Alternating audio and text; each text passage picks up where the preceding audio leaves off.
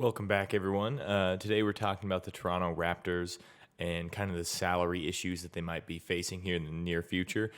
This video actually did come as a suggestion from Gypsy Alpaca, right there.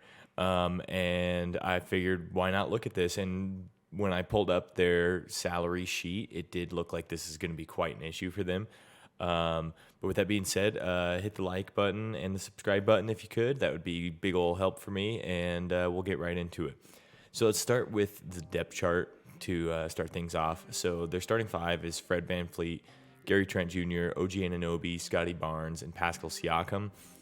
This is like their ideal starting lineup. Has all of these guys started together really this year, not a whole lot. Van Fleet's started every game he's played in, but he's been like injured in and out. Same with Gary Trent, same with OG, same with Scotty Barnes, and same with Pascal. Pascal Siakam's only played like 9 games, which kind of sucks because he was doing really good while he was playing. And then their bench is a lot of guys that have been funneling in and out of the starting lineup when these guys have been injured, mostly like the centers, but like with the guards. It seems like their first 2 guards off the bench are Malachi Flynn and Delano Banton. Those two have been actually holding the fort really well for them. And then Ron Harper Jr. and Jeff Doughton Jr. haven't really seen much time at all. And then centers-wise, there's Chris Boucher. And actually, funny story about Chris Boucher. So the little tiny community college I went to before going for a bachelor's was in Powell, Wyoming. And that is where Chris Boucher started, actually. He was transferred there, and one of my buddies who played basketball for that team got to play with Chris Boucher before he got sent off to Oregon. It's pretty cool. And actually, like another off-topic, or with that, I talked to their coach, too, at one point, since I went to school for coaching. And he actually said that Chris Boucher had a friend with him there that was miles better than Chris Boucher, but just didn't have the grades or work ethic. And so I don't know, interesting to think about how many people we're missing out on in the NBA that have that same situation. But and then Precious Achua, Otto Porter Jr., Christian Coloco, Thaddeus Young, Juancho Hernan Gomez, Kem Birch, and Justin Champagne. I think you'd say that. But it seems like, from what I've looked at, Chris Boucher is usually like their first big off the bench, and even if they're funneling guys through, he just has that role, and that's his role. But guys like Precious Achua, Coloco, and Thad Young, and actually Juancho Hernan Gomez have all gotten starts at the center.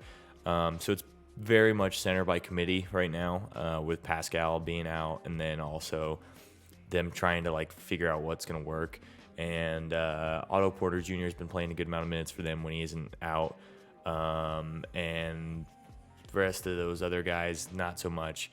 But I thought we'd then take a look at the payroll for the team. So if we take a look at the salary payroll for the team right now, they don't have anybody locked in for more than 3 years right now.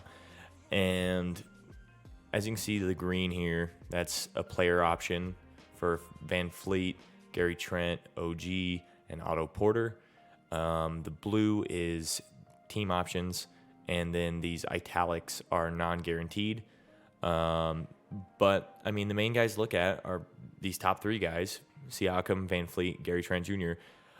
So the 2 of these guys, Van Fleet and Siakam, they are in their 6th year of, or they're on their 7th year of experience right now.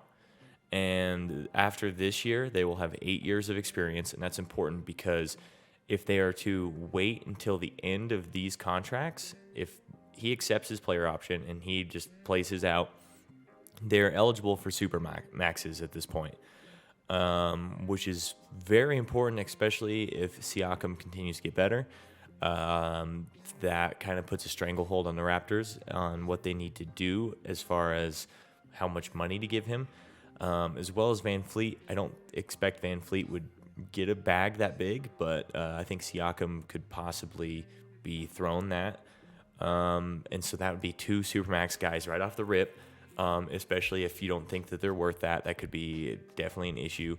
Then Gary Trent Jr., not too sure about everyone else, but I think that this is a pretty good value for Gary Trent. I mean, he plays good defense and he shoots the ball well. So those things are like high price commodities at this point, and he's only 23 right now as well.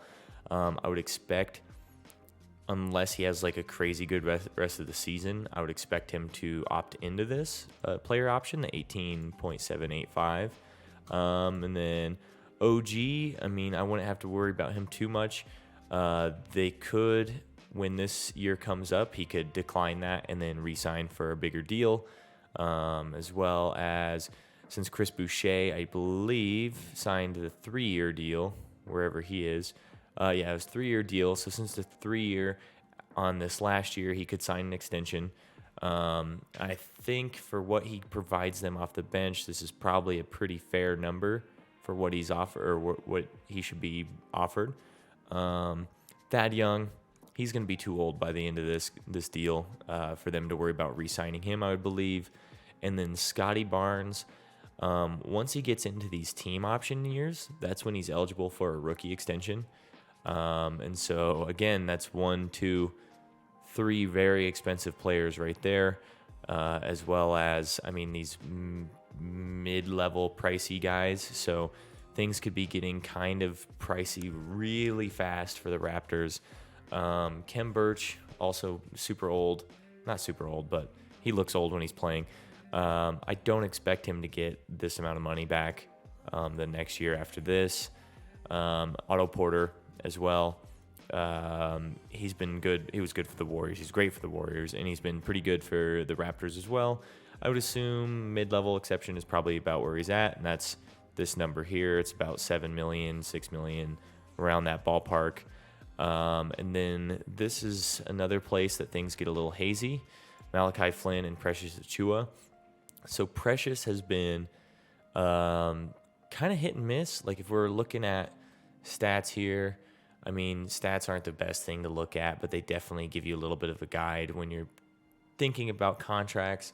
I think the most glaring issue here is this 39% as a center from the field. I think that with such little efficiency for him, I don't expect they would give him a lot of money. I would expect him to play out this whole team option, and they probably won't extend him before this. I would think they would probably dangle maybe 3 years, $30 million in front of him after that if he's looking better.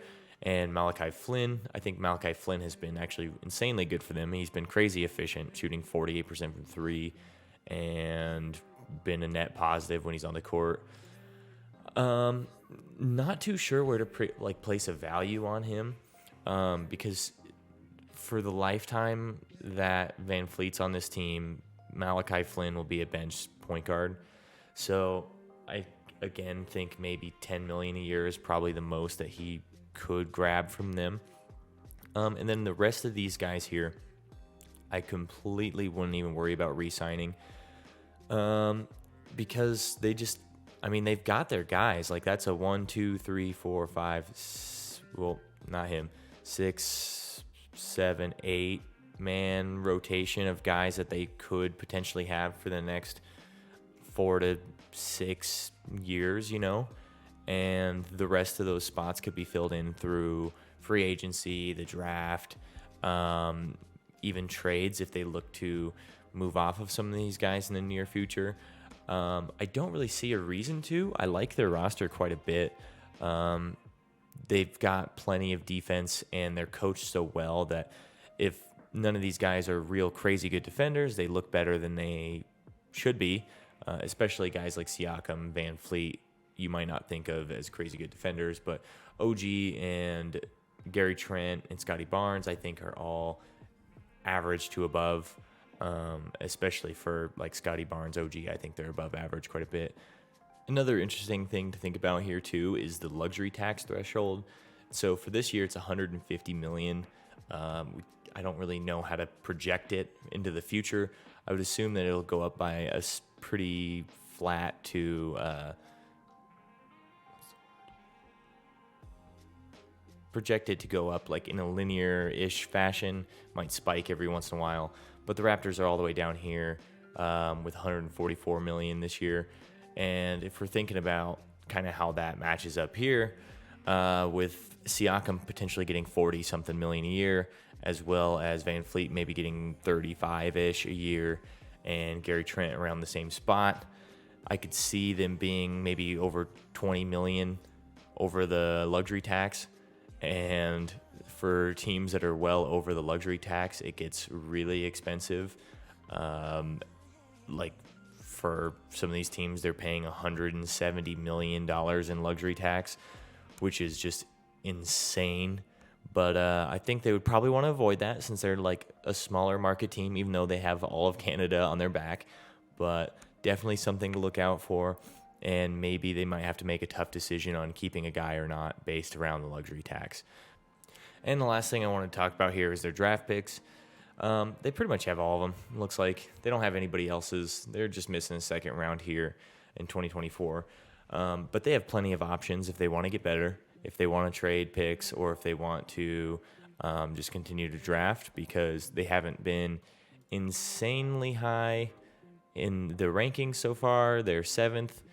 I think that they could definitely be better than this, since there are some teams that are overperforming right now, such as the Pacers. I think the Wizards are overperforming a little bit as well. But then you also have to think about teams that are underperforming, like the Nets, the Sixers, the Bulls, the Heat. So they could be getting in like towards the lottery, or if not the lottery, if things don't really play out so well. So I think they're in a good spot, and they have plenty of options to get better. And if they can get guys to accept team-friendly deals, then they'd be in a good spot to continue to get better without getting so crazy expensive that their luxury tax limit is through the roof. But if you stuck around this long, thank you so much for listening. Shout out to the Gypsy Alpaca for giving the video idea, and I will see you in the next one. Take care.